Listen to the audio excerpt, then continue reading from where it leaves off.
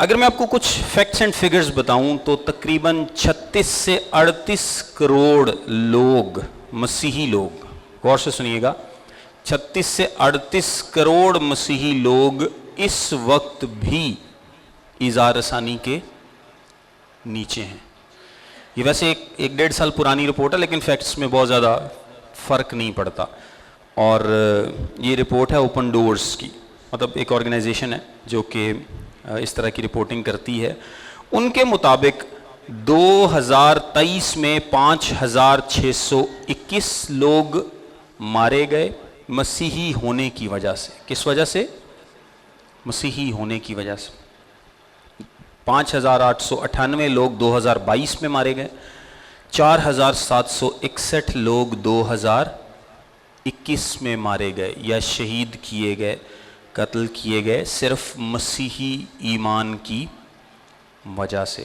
ویسے 2021، 22، 23 اگر آپ پاکستان میں دیکھیں تو یہ نمبر شاید آپ کو پاکستان میں اتنا نہیں ملے گا، لیکن یہ ورلڈ وائڈ نمبر ہے۔ پاکستان میں تو بہت ہی کم نمبر ہے نا، چھوٹا سا، لیکن ہزاروں کی تعداد میں ہر سال مسیحی لوگ دنیا میں مارے جاتے ہیں۔ اس رپورٹ کے مطابق 14,766 چرچز پر اور کرسچن پراپرٹیز پر اٹیک کیا گیا۔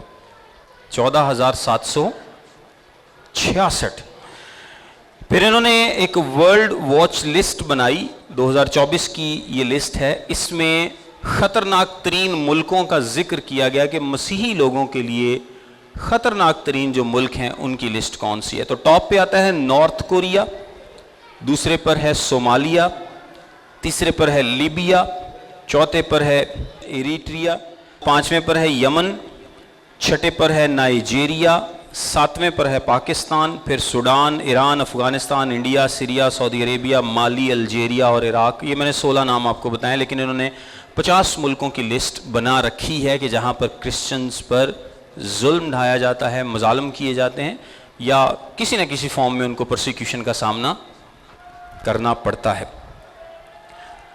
اور اگر آپ دیکھیں کہ ایک ایسٹیمیٹ ہے، میں آج اس پہ سرچ کر رہا تھا کہ آج تک کتنے لوگ مسیحی ہونے کی وجہ سے مارے گئے، مطلب کتنا ایک بڑا نمبر ہو سکتا ہے۔ جو ایک ریزنیبل ایسٹیمیٹ لگایا جاتا ہے اس کے مطابق 70 ملین لوگ آج تک مسیحی ہونے کی وجہ سے مارے گئے۔ کتنے؟ 70 ملین۔ ملین کی ہوں 10 لاکھ دا ملین ہوں 7 کروڑ لوگ۔ کتنے؟ 7 کروڑ لوگ پچھلے 2000 سالوں میں۔ ایک ایسٹیمیٹ ہے، مطلب it might be accurate, it might not be that much accurate, لیکن it may be a reasonable idea۔ انہوں نے کوئی ریزنیبل آئیڈیا لگایا ہوگا، لیکن 7 کروڑ لوگ مسیحی ہونے کی وجہ سے مارے گئے۔ ایک اور انہوں نے فگر دی کہ جی 2001 سے 10 تک تقریباً 10 لاکھ اور 2010 سے 11 سے 20 تک تقریباً 9 لاکھ لوگ مارے گئے۔ اس کا کیا مطلب ہے؟ اس کا یہ مطلب ہے کہ مسیحی پوری دنیا میں دکھ اٹھا رہے ہیں۔ دنیا کی ہر نیوز ایجنسی کے مطابق the most persecuted religion in the world is Christianity۔ مسیحیت دنیا میں سب سے زیادہ دکھ اٹھانے والے مذاہب میں سے ایک ہے۔ یعنی آپ کرسچینٹی دیکھیں، وہ دنیا میں کہیں بھی ہے، وہ تقریباً ہر جگہ پر دکھ اٹھا رہے ہیں، تکلیفیں اٹھا رہے ہیں، مصیبتیں اٹھا رہے ہیں، ٹاپ پہ۔ اور ریسنٹ پاسٹ میں تو بالکل وہ ٹاپ پہ آتے ہیں، کیونکہ آپ کو ہر جگہ پر ان کے خلاف حملے ہوتے نظر آئیں گے۔ اگر میں ایک چھوٹی سی اور آپ کے ساتھ فگر شیئر کروں تو صرف 2022 میں 599 واقعات انڈیا میں ہوئے تھے کرسچنز کے خلاف۔ کتنے؟ 599 صرف 2022 میں۔ جس طرح ہمیں واقعات یاد رہتے نا، جڑاں والا کا ہو گیا یا شانتی نگر کا ہو گیا، اس طرح سے کوئی نہ کوئی انسیڈنٹ ہوتا ہے، یا جو سرگودھا میں ہوا، تو 599 واقعات انڈیا میں صرف ایک سال میں رپورٹ ہوئے جو کہ کرسچنز کے خلاف تھے۔ تو آپ یہ دیکھیں کہ کرسچینٹی میں آپ کو ہر جگہ ظلم و ستم، اذا رسانی ملے گی، ہر جگہ تکلیف اور دکھ کا سامنا آپ کو ملے گا۔ جو سچا مسیحی ہے اس کو ایذا رسانی کا سامنا کرنا پڑتا ہے ون وے اور دی ادر، کسی نہ کسی فارم میں، کسی نہ کسی صورت میں. اور یہ کیوں ہو رہا ہے؟ یہ سب کچھ کیوں ہے؟ کیا آپ نے اس بات پر غور کیا کہ ایسا ہی کیوں کہ ہر جگہ پر مسیحیوں کے ساتھ ظلم ہو؟ تو اس کی وجہ کلام مقدس میں بیان کی گئی ہے. کلام مقدس میں لکھا ہے، یوحنا کی انجیل اس کا 15واں باب اور اس کی 18ویں آیت سے پڑھتا ہوں، لکھا ہے، اگر دنیا تم سے عداوت رکھتی ہے تو تم جانتے ہو کہ اس نے تم سے پہلے مجھ سے عداوت رکھی ہے. اگر تم دنیا کے ہوتے تو دنیا اپنوں کو عزیز رکھتی، لیکن چونکہ تم دنیا کے نہیں بلکہ میں نے تم کو دنیا میں سے چن لیا ہے، اس واسطے دنیا تم سے عداوت رکھتی ہے. جو بات میں نے تم سے کہی تھی اسے یاد رکھو کہ نوکر اپنے مالک سے بڑا نہیں ہوتا. اگر انہوں نے مجھے ستایا تو تمہیں بھی ستائیں گے، اگر انہوں نے میری بات پر عمل کیا تو تمہاری بات پر بھی عمل کریں گے. یسوع مسیح نے کہا اگر انہوں نے میرے ساتھ ایسا کیا ہے تو ایسا ہو نہیں سکتا کہ میرے ماننے والوں کے ساتھ ایسا وہ نہ کریں، کیونکہ دنیا کس کے کنٹرول میں ہے؟ شیطان کے کنٹرول میں ہے. اور اس دنیا میں ایک ہی مذہب ہے جو کہ شیطان کے اگینسٹ ہے، اور وہ کون سا ہے؟ کرسچینٹی، مسیحیت. ہم نے بات کی تھی کہ دنیا میں دو ہی خاندان ہیں، ایک شیطان کا اور ایک خدا کا. تو خدا کے خاندان کے خلاف شیطان کا خاندان تو بھڑکے گا. ہر طرف سے کرسچینٹی کو اس ظلم کا سامنا کرنا پڑتا ہے. باقیوں کے ساتھ ان کو اتنا مسئلہ نہیں، لیکن کرسچینٹی کے ساتھ سب کو مسئلہ ہے، کیونکہ اس کا کنٹرول، دنیا کا جو کنٹرول وہ شیطان کے ہاتھ میں ہے، وہ ایول سسٹم اس کے کنٹرول میں ہے جس کو وہ چلا رہا ہے. اسی طرح اگر آپ غلطیوں کا خط اس کا 4 باب 29ویں آیت دیکھیں، میں پڑھ دیتا ہوں، لکھا اور جیسے اس وقت، یعنی یہ اسماعیل اور اسحاق کی بات ہو رہی، جسمانی پیدائش والا روحانی پیدائش والے کو ستاتا تھا ویسے ہی اب بھی ہوتا ہے. جسمانی پیدائش والا کون تھا؟ اسماعیل. اور کس کو ستاتا تھا؟ اسحاق کو. پھر آگے ان کی نسل بھی کس کو ستاتی ہے؟ اسحاق کی نسل کو. تو ویسے ہی اب بھی لکھا ہے کہ ابلیس کی نسل کس کو ستاتی ہے؟ ہم جو ایمان سے ابراہیم کی نسل سے ہیں، ایمان کے تھرو. تو یہ اب بھی ویسے ہی ہوتا ہے. پھر پہلے تسلونیکیوں اس کے 3 باب کی 3 آیت میں لکھا ہے، ان مصیبتوں کے سبب سے کوئی نہ گھبرائے کیونکہ تم جانتے ہو کہ ہم انہی کے لیے مقرر ہوئے ہیں.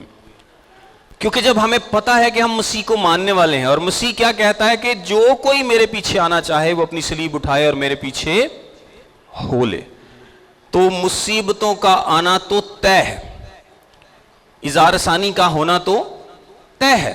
یہ تو ہو نہیں سکتا کہ یہ نہ ہو. پھر متی کی انجیل کے 10 باب کی 16ویں آیت سے پڑھوں گا، لکھا ہے، دیکھو میں تم کو بھیجتا ہوں گویا بھیڑوں کو بھیڑیوں کے بیچ میں، بس سانپوں کی مانند ہوشیار اور کبوتروں کی مانند بے آزار بنو، مگر آدمیوں سے خبردار رہو کیونکہ وہ تم کو عدالتوں کے حوالے کریں گے اور اپنے عبادت خانوں میں تم کو کوڑے ماریں گے، اور تم میرے سبب سے حاکموں اور بادشاہوں کے سامنے حاضر کیے جاؤ گے تاکہ ان کے اور غیر قوموں کے لیے گواہی ہو. پھر پطرس کے پہلے خط کے 4 باب کی 19ویں آیت میں لکھا، پس جو خدا کی مرضی کے موافق دکھ پاتے ہیں وہ نیکی کر کے اپنی جانوں کو وفادار خالق کے سپرد کریں. یعنی اس کا مطلب کیا ہے؟ ان آیات کے پڑھنے کا مطلب یہ ہے کہ کرسچن ایماندار جو ہے اس کو دکھ اٹھانا پڑے گا، کیونکہ اس کے مسیح کو اٹھانا پڑا. ہم اسی کی ایگزامپل کو فالو کرتے ہیں. اس نے کہہ دیا تھا کہ اگر یہ میرے ساتھ ایسا کرتے ہیں یہ تمہارے ساتھ بھی ایسا کریں گے. اگر تم ایمانداری کی زندگی گزارو گے تو یہ تمہارے ساتھ ایسا ہی کریں گے. تو یہ ڈونٹ ایکسپیکٹ دیٹ کہ نہیں ہم تو بڑے امن میں رہیں گے، ہم تو بڑے جناب سکون میں رہیں گے. ہمارے پاس جو امن ہے نا وہ یسوع مسیح کا دیا ہوا. اس نے کہا میں اپنا اطمینان تمہیں دیتا ہوں، جس طرح دنیا دیتی ہے میں اس طرح نہیں دیتا. تمہارا دل نہ گھبرائے نہ ڈرے. جو اطمینان ہمارے اندر ہے وہ ہمیں یسوع مسیح سے ملتا ہے، اور وہ پریشانیوں میں، تکلیفوں میں، دکھوں میں، مصیبتوں میں بھی ہم سے کوئی نہیں چھین سکتا، کوئی بھی نہیں اس کو چھین سکتا. لیکن جسمانی طور پر جس طرح پولس نے بھی بہت زیادہ دکھ اور اظہار ثانی کا سامنا کیا، لیکن پھر بھی وہ کیا کہتا ہے کہ ہم کیا کرتے ہیں؟ خوش رہتے ہیں. ہم کیا کرتے ہیں؟ مصیبتوں میں بھی خوش رہتے ہیں. وہ کیوں خوش رہ پاتا تھا؟ کیونکہ اس کے اندر یسوع مسیح کا دیا ہوا اطمینان تھا. ایک کرسچن کو یہ دکھ اٹھانا پڑے گا. یہ نہیں ہو سکتا، یہ بات ذہن سے نکال دیں کہ ایک مسیحی جو ہے وہ امن کے ساتھ زندگی گزارے گا. یہ نہ کبھی پہلے ہوا، نہ آج ہوا، نہ آج کے بعد کبھی ہوگا. یہ فیوچر میں بھی نہیں ہوگا کہ آپ کہیں کہ جی ساری مسیحی قوم بڑے اطمینان اور سکون سے سکون دے نال رہنا شروع کر دینا, اب انہوں نے کوئی تنگ نہ کرے. یہ ایک ہی صورت میں ہو سکتا ہے کہ اگر مسیحی قوم کیا کر لے, کمپرومائز کر لے, پھر شیطان آپ کو کچھ نہیں کہے گا, یقین کریں کچھ نہیں کہے گا. آپ کمپرومائزڈ لائف گزاریں, وہ آپ کو کچھ نہیں کہے گا. لیکن جیسے ہی آپ مسیح کا نام لینا شروع کریں گے, آپ سر اٹھانا شروع کریں گے, تاڑے پیچھے پہ جائے گا. سو یہ ہو رہا ہے, یہ ہوگا, یہ ہو نہیں سکتا کہ یہ رک جائے. دوسرے تیموتھیوس کے 3 باب کی 12ویں آیت میں لکھا ہے, بلکہ جتنے مسیح یسوع میں دینداری کے ساتھ زندگی گزارنا چاہتے ہیں وہ سب ستائے جائیں گے. تو اس سے زیادہ کلیئر کیا لکھا جا سکتا ہے؟ جتنے, ایوری از انکلوڈیڈ, جتنے مسیح یسوع میں دینداری کے ساتھ زندگی گزارنا چاہیں گے وہ سب ستائے جائیں گے. جتنے کمپرومائز کریں گے وہ نہیں ستائے جائیں گے. سو امن ڈھونڈنے والے لوگوں کو امن نہیں ملے گا, شانتی نہیں ملے گی. یہ جو راحت یہ ڈھونڈتے ہیں نا, یہ نہیں ملے گی. اب دیکھیں کہ جب حالات یہ ہیں, میں نے فیس بک کھول کے دیکھا, YouTube, Facebook, whatever جو بھی سوشل میڈیا کے پلیٹ فارمز ہیں, ان پہ ہمیں سلوشن کیا مل رہے ہیں کہ جی ایک واقعہ ہو گیا سرگودھا میں, تو سلوشن کیا مل رہے ہیں, جن کا دکھ مجھے ذاتی طور پر اتنا زیادہ ہے کہ میں نے سوچا کہ میں ضرور اس بات کو سارے مسیحی لوگوں کے ساتھ شیئر کروں. پہلا سلوشن یہ ہے کہ بھاگ جائیں, ملک چھوڑ کر بھاگ جائیں, اپنا الگ وطن بنا لیں. آج کل بڑے لوگ نا اس پہ پروپیگیٹ کر رہے ہیں, ایک اپنا الگ وطن بنا لیں. وہ کنے کے الگ وطن بناؤ گے تسی؟ 40 کروڑ لوگ حالے بھی پرسیکیوشن دے تھلے نے, کتھے جان گے سارے؟ کہاں جائیں گے سارے؟ پاکستان میں اگر 1-2 کروڑ مسیحی لوگ ہیں تو کہاں جائیں گے سارے؟ کون سے ملک میں جائیں گے؟ یہ الگ وطن بنانے کا, الگ رہنے کا کانسیپٹ بھی ببلیکل نہیں ہے. خدا نے آپ کو اس لیے بنایا تھا, اس لیے رکھا تھا تاکہ آپ دنیا کے ہر کونے میں ہوں اور مسیح کے نور کو دنیا پر ظاہر کر سکیں. وہ اتھوں سارے نکل جائیں گے تو پیچھے پاکستان چ انجیل کنے سنانی؟ سارے مسیحیاں نو جی یورپ نو خط لکھو. دوسرا سلوشن کیا ہے؟ یورپ چلے جائیں, امریکہ چلے جائیں, کوئی ہمیں جہاز پہ بیٹھ کے لے جائے. ایک پوسٹ تو یہاں تک, ایک پوسٹ پہ لکھا ہوا تھا کہ چرچز کا بائیکاٹ کر دیں جب تک یہ لوگ یو این کو اور یورپ کو خط نہیں لکھتے کہ پاکستان میں کرسچن محفوظ نہیں. او بھئی یورپ تو یو این کون ہے؟ وہ ہم پر کون ہے؟ وہ جو آپ ان کو ہم پہ مسلط کریں, وہ کون ہیں جو ہمیں انصاف دیں گے؟ کیا وہ ہمارے خدا سے بڑے ہیں؟ کیا ہمارے باپ سے زیادہ طاقتور ہیں؟ کیا خدا کنٹرول کھو بیٹھا ہے؟ کیا خدا کے پاس کنٹرول نہیں رہا کہ اب ہم یو این کی جانب چل پڑے کہ یو این کو خط لکھو, یورپ کو خط لکھو, بائیڈن کو خط لکھو, ٹرمپ کو خط لکھو, جناب اسی مصیبت سے پہ گئے, سانو بچا لو, سانو بچا لو, سانو بچا لو. جی کشتی چ شاگردہ نے کیا سی, یسوع مسیح نے کیا کہا تھا؟ اے کم اعتقادو, اے کم اعتقادو. پھر اس کے بعد ایک اور سلوشن ہے. کچھ لوگ یہ لکھا ہوا تھا انہوں نے, جی ہمارے بچوں کا کیا ہوگا؟ We are concerned about our children, the fate of our children in Pakistan. ہماری نسلوں کا کیا ہوگا, ہمارا کیا ہوگا؟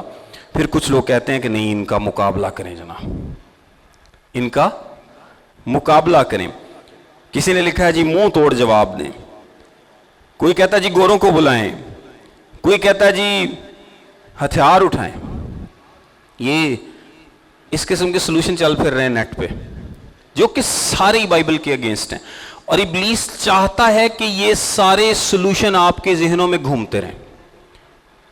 اور میں آپ کو یہ بات بتا دوں کہ جتنے لوگ جانے میں یا انجانے میں ان سلوشنز کو شیئر کر رہے ہیں یا ایسی باتیں کر رہے ہیں, آپ سب سے بڑی بلاسفیمی کر رہے ہیں, آپ خدا کی اہانت کر رہے ہیں.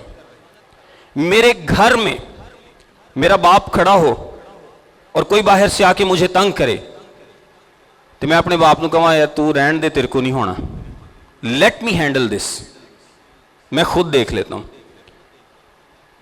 تو یہ آپ کے باپ کے لیے کیا مقام ہوگا؟ کون سا ٹرسٹ ہے جو آپ اپنے باپ پہ کر رہے ہیں؟ مطلب کیا خدا کے ہاتھ سے سچویشن نکل گئی پاکستان میں کہ اب خدا کے کنٹرول میں چیزیں نہیں رہی؟ Let me do some thing, مجھے کچھ کرنا پڑے گا, ہمیں کچھ کرنا پڑے گا, نکلنا پڑے گا, احتجاج کرو, نکلو, حق مانگو.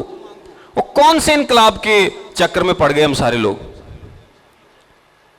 یعنی خدا نے ہمیں پاکستان میں پلیس کیا کہ ہم یہاں پر نور بنے، اور خدا کی مرضی ہے کہ ہم یہاں پر دکھ اٹھائیں، تو ہم خدا کی مرضی پوری کرنے کی بجائے اپنی مرضیاں بیچ میں لانا چاہتے ہیں کہ سانو ایتھو لے جاؤ۔ ایک حقیقی مسیحی ایسا کبھی نہیں کر سکتا۔ ہم آگے جا کے دیکھیں گے کہ ہمیں کیا کرنا چاہیے، لیکن یہ جتنے سلوشنز ہیں یہ کیا ہیں؟ خدا کے کلام کے اگینسٹ ہیں۔ اگر میں آپ کو پطرس کے پہلے خط کے 4 باب کی 12ویں آیت میں بتاؤں تو لکھا ہے، پیارو جو مصیبت کی آگ تمہاری آزمائش کے لیے تم میں بھڑکی ہے، یہ سمجھ کر اس سے تعجب نہ کرو کہ یہ ایک انوکھی بات ہم پر واقع ہوئی ہے۔ This is not something new, یہ کچھ انوکھا واقع نہیں ہوا۔ ہم نے ابھی دیکھا کہ کرسچن 7 کروڑ کرسچن مارا گیا یسوع مسیح کے نام پر، تو کیا ان سب کی شہادتیں ویسٹ ہیں؟ جو کلیسیائی لوگ روم میں مارے جاتے تھے، کیا روم چھوڑ کے بھاگ جاتے؟ اکثر استعمال کرتے ہیں کہ یسوع مسیح نے کہا تھا کہ اگر تم ایک شہر میں ستائیں تو دوسرے کو بھاگ جاؤ۔ اس کا کانٹیکسٹ ہی اور ہے۔ اس آیت کا کانٹیکسٹ یہ ہے کہ آپ گوسپل پریچ کر رہے ہیں، آپ کے لیے حالات اتنے مشکل ہو گئے کہ پریچنگ کے لیے اب آپ اس شہر میں پریچنگ نہیں کر سکتے، وہ شہر چھوڑو اگلے میں پریچنگ کرو، وہ شہر چھوڑو اس سے اگلے میں پریچنگ کرو، but that is your destiny and purpose. آپ کا مقصد ہے کہ آپ وہاں پر پریچنگ کرنے کے لیے گئے ہیں۔ تو ہمارا تو ایسا کوئی مقصد نہیں ہے۔ ہمیں کون پریچنگ سے یہاں روکتا ہے؟ کوئی بھی نہیں روکتا کہ جی نہیں اب تو پریچنگ کی نہیں جا سکتی لاہور میں، سو ہمیں تو لاہور سے نکال لیں۔ پاکستان میں پریچنگ بالکل نہیں کی جا سکتی، تو پاکستان سے ہمیں نکال لیں۔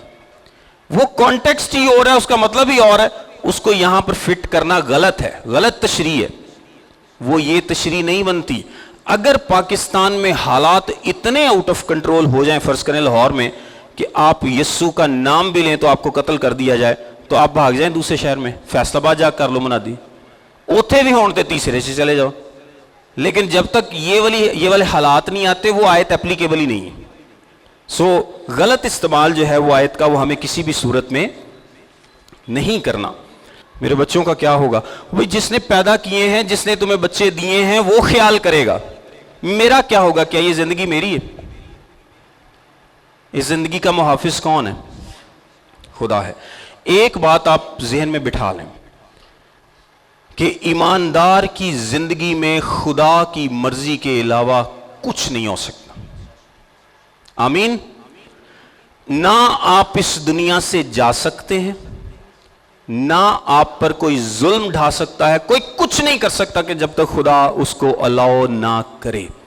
اگر تو آپ ایماندار نہیں ہیں، نامی مسیحی ہیں، تو آپ کچھ بھی کریں، آپ کو دکھ فیس کرنا پڑے، تو آپ تو چونکہ ایماندار ہی نہیں ہیں، آپ کے نام کے ساتھ صرف مسیح لگا ہوا ہے، ہمیں تو نہیں پتا، یہ تو صرف خدا جانتا ہے کہ جو آپ نے ظلم دیکھا یا تکلیف برداشت کی، یار پانی دینا، یہ کیوں برداشت کی۔ لیکن جو ایماندار ہیں ان کی زندگی میں خدا کی مرضی کے علاوہ دکھ آ ہی نہیں سکتا، مصیبت آ ہی نہیں سکتی، کوئی بھی ٹرائل نہیں آ سکتا جب تک کہ خدا الاؤ نہیں کرے، اور موت بھی نہیں آ سکتی۔ کوئی خدا سے طاقتور نہیں ہے۔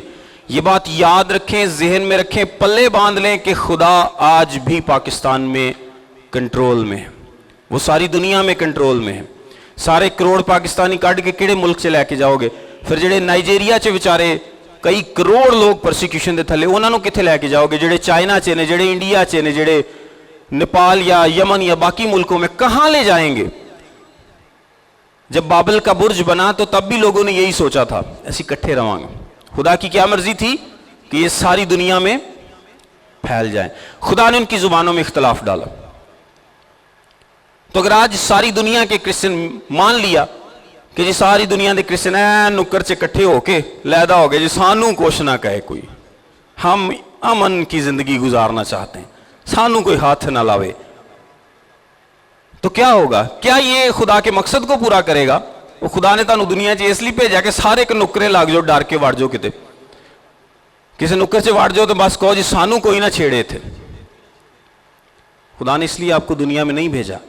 خدا کا آپ کی زندگی کو لے کر مقصد یہ کہ آپ دنیا کے کونے کونے میں جائیں، اور جہاں جا کر وہاں پر کیا کریں؟ خدا کے کلام کی منادی کریں۔ اور ہم یہاں پر لوگوں کو کیا کہہ رہے ہیں کہ یہاں سے نکلو، یہاں سے نکلو۔ غلطی سے بھی جو لوگ کہہ رہے ہیں وہ میں التماس کروں گا کہ آپ اس نادانی سے باز آئیں. یہ اہانت ہے, یہ خدا پر بھروسہ نہ کرنا ہے, یہ خدا کے کلام پر, اس کے وعدوں پر بھروسہ نہ کرنا ہے. ایسا نہیں ہے کہ خدا کنٹرول میں نہیں رہا, خدا آج بھی کنٹرول میں. عوام سے یہ جو حکمران ہیں ان سے انصاف مانگنے کی ضرورت نہیں ہے آپ کو کہ جی ہم جلوس, لوگوں کو تو ویوز چاہیے, لوگوں کو تو پولیٹکس چاہیے, لوگوں کو تو اپنی مشہوری چاہیے, وہ جلسوں کی قیادت کریں گے, ریلیوں کی قیادت کریں گے آگے لگ کے, لیکن پروٹیسٹ ببلکل نہیں ہے.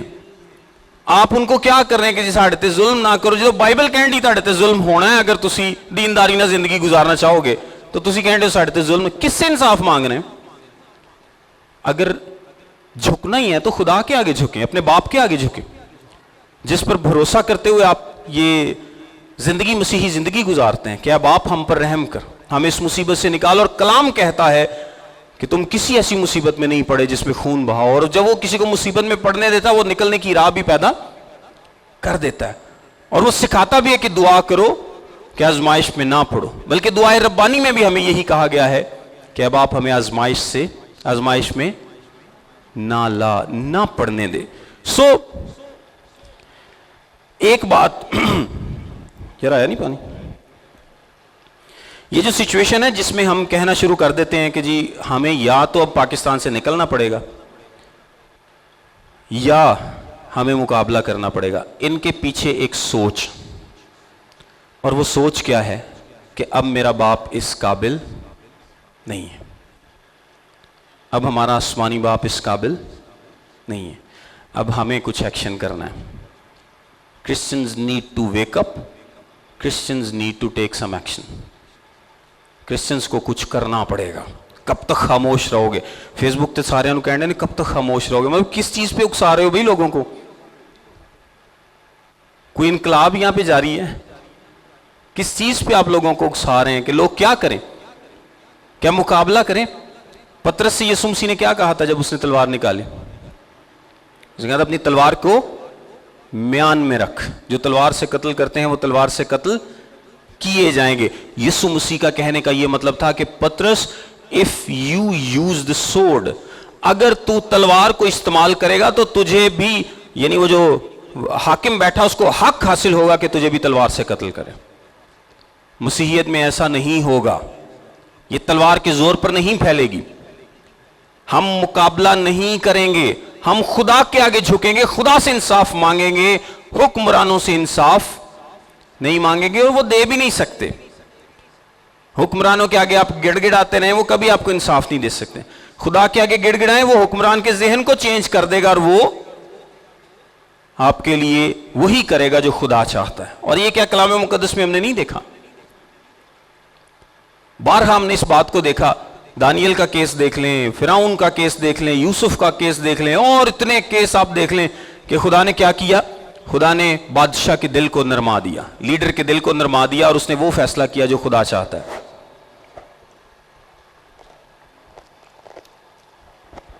سو ہم بزدل نہیں ہیں, ہم بزدل نہیں ہیں.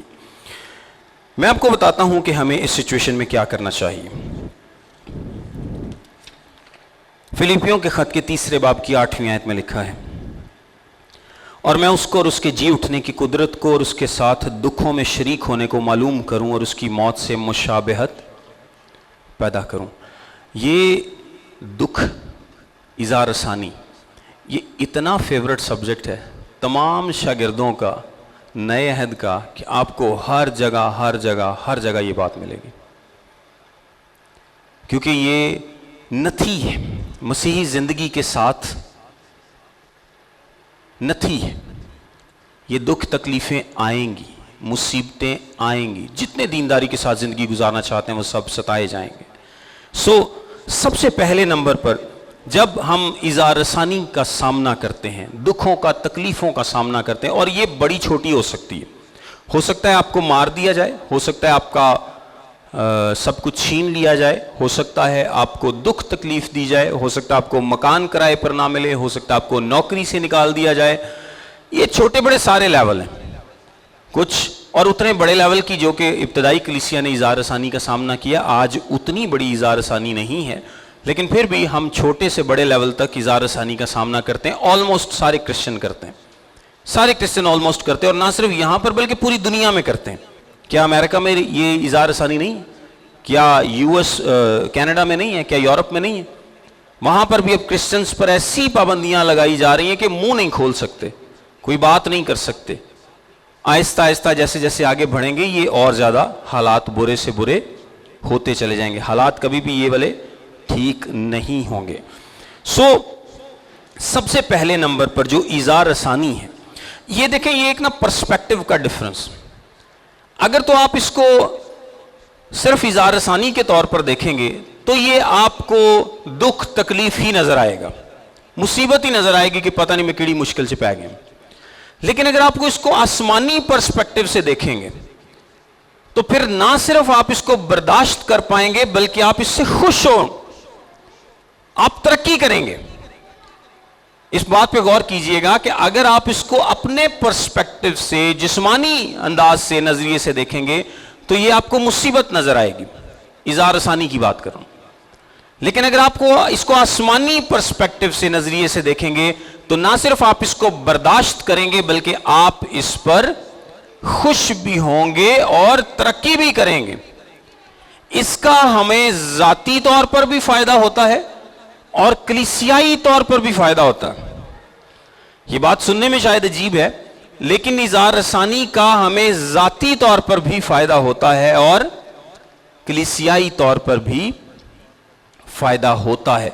ذاتی طور پہ پہلے میں فائدے کی بات کرتا ہوں. پہلا فائدہ کیا کہ ہم مسیح کے ساتھ خود کو آئیڈینٹیفائی کر سکتے ہیں. ہم مسیح کے ساتھ خود کو آئیڈینٹیفائی کر سکتے ہیں، اپنی شناخت ظاہر کر سکتے ہیں. کیسے؟ پولس کہتا ہے اور میں اس کے جی اٹھنے کی قدرت کو، اس کے ساتھ دکھوں میں شریک ہونے کو کیا کروں؟ معلوم کروں، اور اس کی موت سے مشابہت پیدا کروں. وہ اس کو اس طرح سے دیکھ رہا ہے کہ جس طرح مسیح نے دکھ اٹھائے تو میں اس کے ساتھ آئیڈینٹیفائی کر رہا ہوں.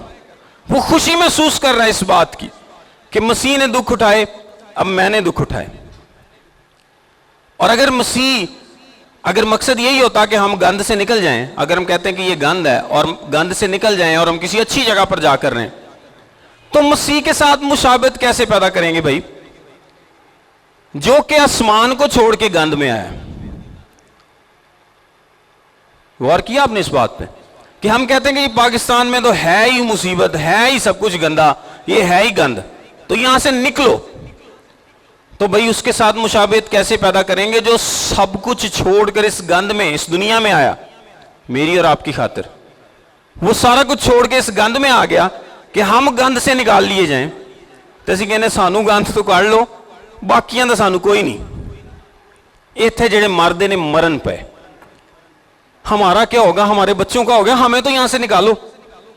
یہ کون سی مشابہت ہے جو کہ ہم یسوع مسیح کے ساتھ پیدا کر رہے ہیں؟ ہم کیسے اس جیسے بن سکتے ہیں جبکہ ہم تو مصیبت دیکھنا ہی نہیں چاہتے. ہم تو چاہتے ہیں کہ ہمیں بس مصیبت سے نکال لو، ہمیں گند سے نکال لو، ہم بچ جائیں، ہم اطمینان میں آ جائیں. اسی یورپ کینیڈا چلے جائیے تو پچھوں انہاں دا جو مرضی ہوندا رہے. تو ایتھے جڑی کروڑاں دی آبادی ہے اس میں نور بن کے، نمک بن کے کس نے دکھانا ہے؟ ہم تو سارے چلے جائیں گے، تو پیچھے کون رہے گا؟ دوسرے نمبر پر اگر آپ دیکھیں تو جو اظہار ثانی ہے، ایک تو ہم مشابہت رکھتے ہیں یسوع مسیح سے. دوسرے نمبر پر اظہار ثانی ہمارے ایمان کو مضبوط کرتی ہے. Tested faith, strong faith. جو فیتھ ٹیسٹ ہی نہیں ہوا وہ اسٹرانگ نہیں ہوتا. بٹھی سے تپایا ہے سونا. آپ جب ٹیسٹ ہوں گے تو آپ اسٹرانگ ہوں گے.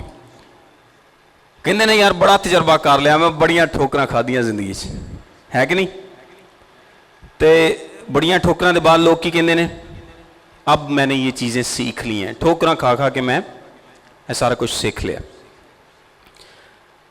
اس کا مطلب یہ ہے کہ وہ ساری چیزیں اس نے ایکسپیرینس کر لی ہیں، برداشت کر لی ہیں. تو جب ایکسپیرینس آپ کسی چیز کا کر لیتے ہیں تو آپ زیادہ مضبوط ہوتے ہیں. اور اگر آپ نے کبھی کسی چیز کا ایکسپیرینس ہی نہیں کیا تو اس کا مطلب ہے کہ آپ اس ایریے میں اسٹرانگ نہیں ہیں, آپ اس ایریے میں اسٹرانگ نہیں ہیں. یعقوب کے خط کے پہلے باب کی 12ویں آیت میں لکھا ہے, مبارک وہ شخص ہے جو آزمائش کی برداشت کرتا ہے, کیونکہ جب مقبول ٹھہرا تو زندگی کا وہ تاج حاصل کرے گا جس کا خدا نے اپنے محبت کرنے والوں سے وعدہ کیا ہے. پہلا پطرس اس کے چوتھے باب کی 12ویں تا 14ویں آیت میں لکھا ہے, اے پیارو جو مصیبت کی آگ تمہاری آزمائش کے لیے تمہیں بھڑکی ہے, یہ سمجھ کر اسے تعجب نہ کرو کہ یہ انوکھی بات ہم پر واقع ہوئی ہے, بلکہ مسیح کے دکھوں میں جوں شریک ہو خوشی کرو, تاکہ اس کے جلال کے ظہور کے وقت بھی نہایت خوش و خرم ہو. اگر مسیح کے نام کے سبب سے تمہیں ملامت کی جاتی ہے تو تم مبارک ہو, کیونکہ جلال کا روح یعنی خدا کا روح تم پر سایہ کرتا ہے. پترس کہنڈے خوش ہو وہ تے پلا کیڑا پترس کہنڈے ہے اج نے کچھ دن پہلے, نہیں چلو انکار تے ہور گل ہے نا, کچھ دن پہلے اسے پترس نے ذرا جی جناب گل آئی کہ یسوع مسیح نو پھڑن آئے نے تلوار کھچ کے کان لاتا سے ایک بندے نے. اب تبدیلی دیکھیں, جب خدا کا روح آتا ہے تو وہ انسان میں تبدیلی لاتا ہے. تو اب تبدیلی کیا ہے کہ وہی پترس جس نے جوشیلے پن میں ایک سپاہی کا کان اتار دیا تھا, اب وہ پترس کیا کہہ رہا ہے, خوشی کرو. کیا کہہ رہا ہے, خوشی کرو, خوش ہو. کیوں؟ کیونکہ اس سے ہمارا ایمان مضبوط ہوگا, ہم اور مضبوط ہوں گے, ٹیسٹڈ فیتھ ہوگا.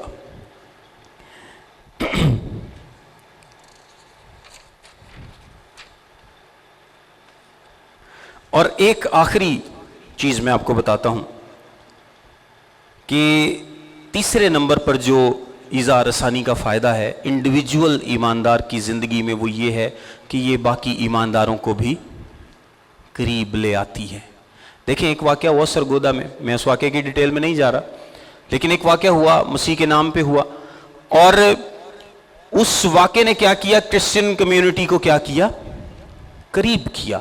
اور جو ایماندار ہیں وہ بھاگنے کی بات نہیں کرتے, وہ کیا کرتے ہیں, خدا کے حضور میں جھک جاؤ, جھک جاؤ, دعا میں روزے میں خدا کے حضور میں جھکو, اس سے معافی مانگو اور اس سے قوت اور طاقت مانگو تاکہ وہ تمہیں اس آزمائش سے نکلنے کی ہمت دے.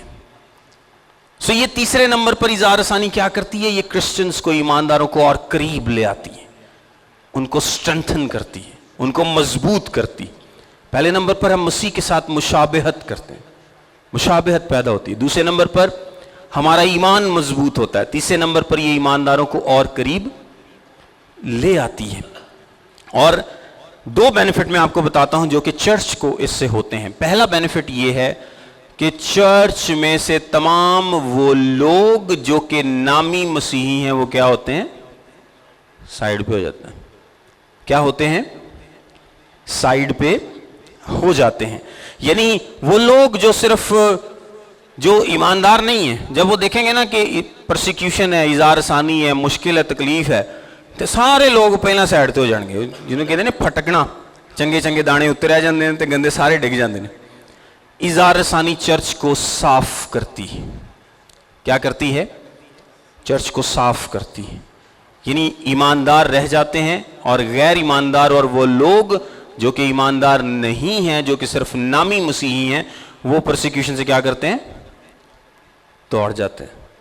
سو چرچ کو ہمیشہ ایذا رسانی نے فائدہ پہنچایا ہے. چرچ مضبوط ہوا ہے, چرچ پھیلا ہے, چرچ بڑھا ہے, ایماندار مضبوط ہوئے ہیں.